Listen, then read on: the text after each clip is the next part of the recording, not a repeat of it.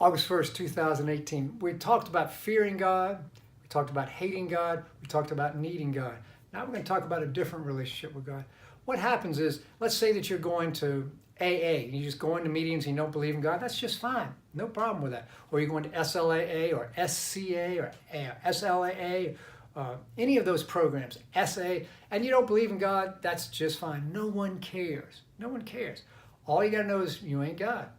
If you just remember that, you ain't God.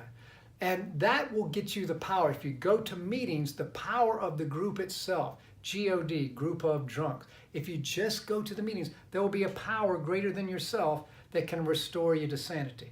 And you'll stop acting out with porn. That'll work. You go to prayer call or actwithcourage.com. With our meetings, you just show up. You don't have to believe God. We couldn't care less. But you do believe that the group is stronger than you. That tells you that you're a sane person, okay? And so you just go through the needing phase, God. That's the first stage of relationship with God. Now I want to talk about the second stage of relationship with God. You do that, you can do that for years and years. I know guys have done that, 25 years and stayed in that stage. But at a certain point, and for me, it was just under a year. And at just under a year of being sexually sober, I started to help other people. I actually helped, the very first person I actually helped was an actual witch and a Wiccan. He was studying to be a witch, a warlock. And he and his wife both were doing that. And he was a young man, and he was trying not to drink. And I said, it sounds like you need a little help. And so, because he was deeply involved with something, the warlock was having sex with his wife. It was just craziness. And I said, you sound like you need a little guidance here, man. And so we talked about that, and we got all that stuff straight, and we got sober. But what happened for me is I began to help another human being. That was a magical point. Then it wasn't that I needed God, because what I found was I liked who I was when I was helping another person. And what I found is what Gandhi says. God may only be found through service, okay?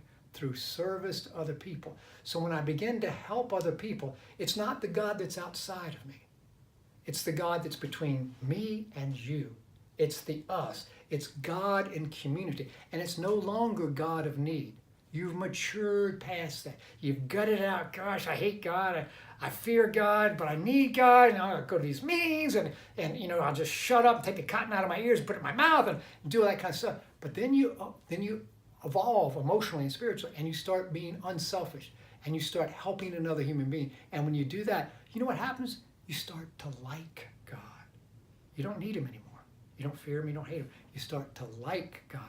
And what's happened is the water, which was frozen down here when we were just needing God, has now come room temperature, and it's just water.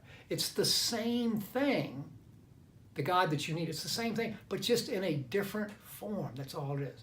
Now, once again, this has nothing to do with religion. Those are the things you hate. We got that. This is something completely different, a brand new conception of God, a revolutionary conception that you have the right to choose, and you end up liking God through service.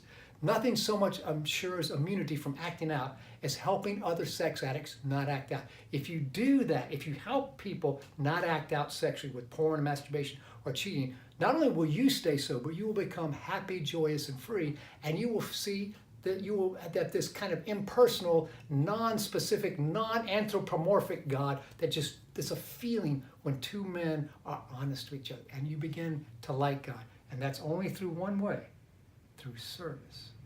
The last one we're going to talk about, there's a third way that God appears, and we'll talk about that next video. Come on back.